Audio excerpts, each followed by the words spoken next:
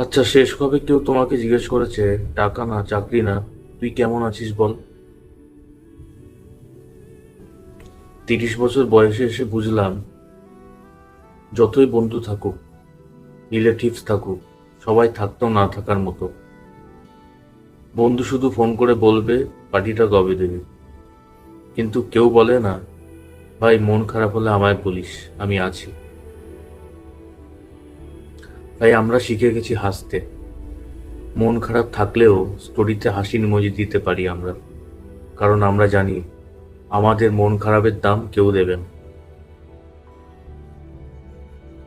তাই আজ যদি তোমার মন খারাপ হয় বা তোমার মন খারাপ থাকে, তাহলে এই কমেন্ট বক্সে তোমার জন্য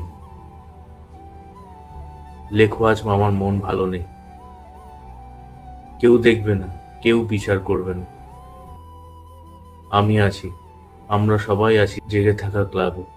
আমি সব কমেন্ট পড়বো, প্রমিস করছি।